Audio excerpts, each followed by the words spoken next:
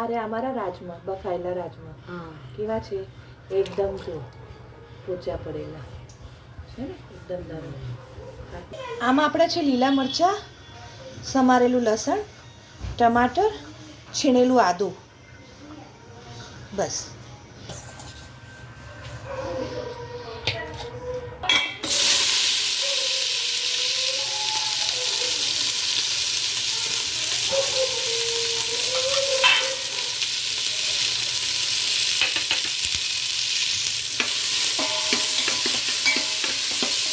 આમાં હા આપણે કેપ્સિકમ બી નાખીશું લાલ કલરનું.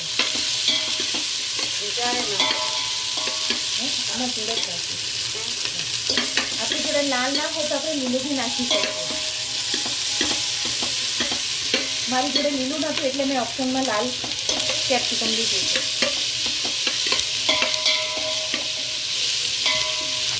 મારા પછી કઠોળ અમે લેતા નથી.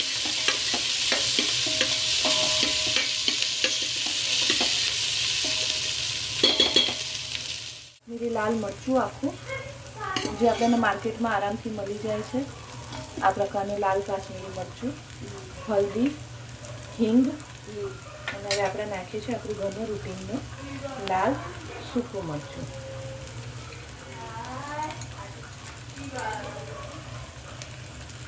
બે ચમચી.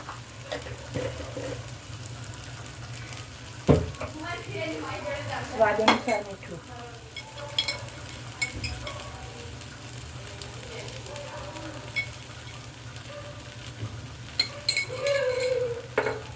આવતી જતી થોડી ખાંડ, શક્કર અને આપણો ગરમ મસાલો.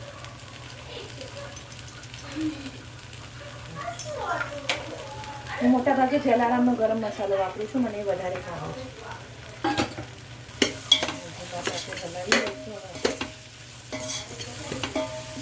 આમાં થોડો આમચૂર પાવડર બી આવે, પણ મારા બાળકને સીડસ થઈ ગયું છે એટલે હું આમાં ખટાશ નાખતી નથી.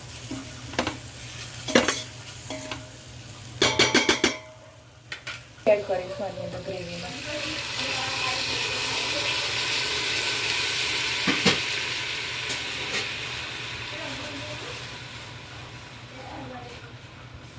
ખાડા કાજુ પડ્યા છે એ બી હું આમાં એડ કરી દઈશ.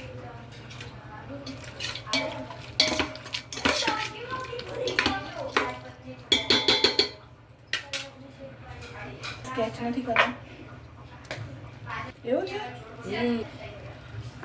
આ મારી જોડે થોડા સૂરજમુખીના અને મગજતરીના બીજ પડ્યા છે, એ બી હું આમાં એડ કરી દઈશ.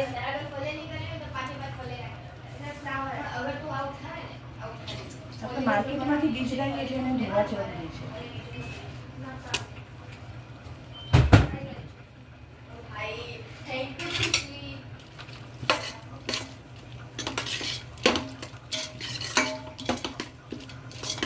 આપણી ગ્રેવીનો કલર હવે બદલાઈ ગયો છે.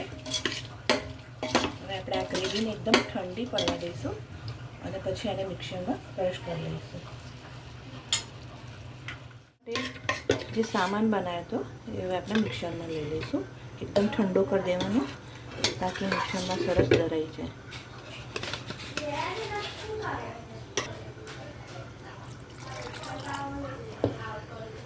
આપણે જે રાજમા બાફ્યા હતા ને એ થોડા રાજમા ગ્રેવીની અંદર એડ કરવાના રહેશે.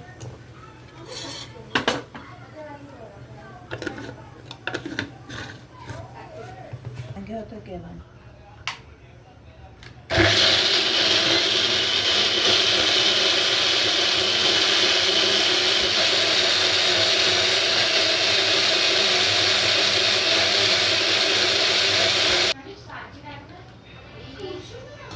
આપણી પહેલી વારની ગ્રેવી હવે બીજી વાર જે આપણો સામાન પડ્યો છે એની ગ્રેવી કરી આપણે આમાં તેલ એડ કર્યું છે. અત્યારે થોડુંક જ તેલ એડ કરવાનું, વધારે. હવે આપણું તેલ ગરમ થાય ત્યાં સુધી આપણે ભાતને જોઈએ. જો ભાત થવા આવ્યા છે. ભાતમાં આપણે આ થોડું પાણી ઓછું પડે છે તો આપણે આપણી રીતે પાણી એડ કરી દઈએ. 1 લોટા જેટલું પાણી અંદર એડ કરી દેવાનું. અને ધીમો ગેસ રાખવાનો એટલે ભાત ધીમા ધીમા ધીમા તાપે સરસ ચડી જાય. અને પાણી નાખેલી સહેજ એકવાર ચમચો હલાવી દેવાનો. જો ભાત થોડી વારમાં ચડી જશે. થઈ ગયું છે. એની અંદર આપણે પહેલાં આ મેં લસણ રાખ્યું છે સાઈડમાં, જેને મેં કૂટ્યું નથી. વાડકીથી કે તપેલીથી દબાઈ દેવાનું, આખું લસણ એને દબાઈ દેવાનું. એને અંદર એડ કરીશું.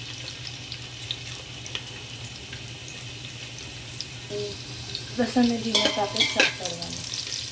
જ્યાં સુધી એનો કલર થોડો લાલ ના થઈ જાય ત્યાં સુધી એને ધીમા ધીમા તાપે અંદર ખાસ ગેસે અંદર સાતળવાનું. એનો કલર બદલાઈ રહ્યો છે, એને થોડું ફેરવતું રહેવાનું.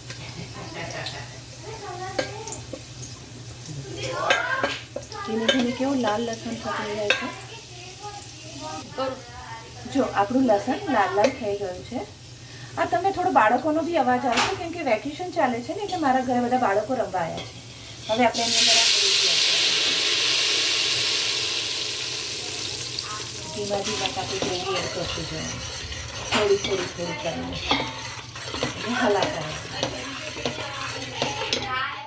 હલાવીશું. અને આ ગ્રેવીને ફાસ્ટ ગેસે થોડી વાર ચડવા દઈશું અને એને થોડી વાર બંધ કરીને ઢાંકી દઈશું, તાકી ધીમા ફાસ્ટ ગેસે મસ્ત ચડી જાય. હલાવતા રહી જશે પછી નીચે ચોંટી ના જાય. આવી રીતે ઉભરા આવે ને એટલે ત્યાં સુધી આપણે થોડું હલાવતા રહેવાનું.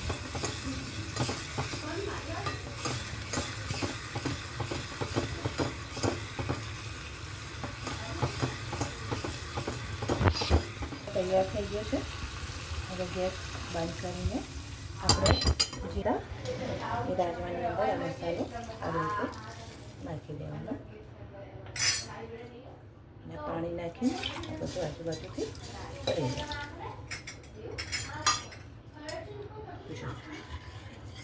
રાજમા હલાવી દેવાના. અને ફરીથી થોડી વાર આ ઉપર તડકો માર્યો હવે એટલે રાજમાને થોડી વાર ફરીથી આપણે ગરમ કરવા મૂકવું પડશે. હવે આપણા રાજમા ગરમ થાય ત્યાં સુધી આપણે આપણા ભાત જોઈ લઈશું. આપણા ભાત થઈ જવાયા છે.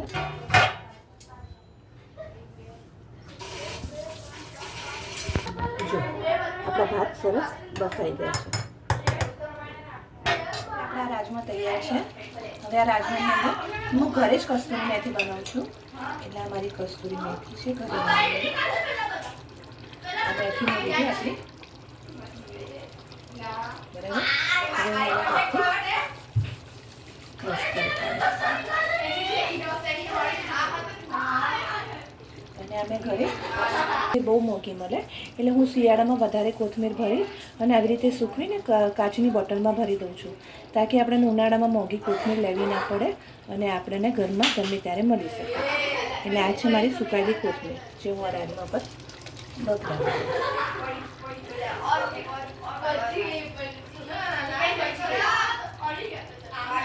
તૈયાર થઈ ગયા. હવે મેં ગેસ બંધ કરી દીધો છે. હવે થાળીમાં પીરસું છું. રાજમા લાવી દઈશું આપણે. એટલું ધ્યાન રાખો કે આજુબાજુમાં જે મસાલો ચોટ્યો હોય ને એ ખાસ અંદર લઈ લેવો, એનાથી આપણો વેસ્ટ ના જાય. આપણા રાજમા તૈયાર છે.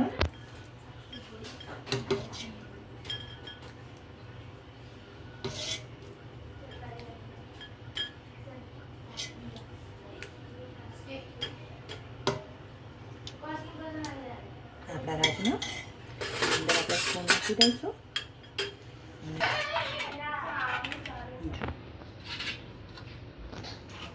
આપણા રાઈસ ગરમ ગરમ પીરસી દઈશું. આપણા રાઈસ તૈયાર. આ છે આપણા રાજમા ચાવલ.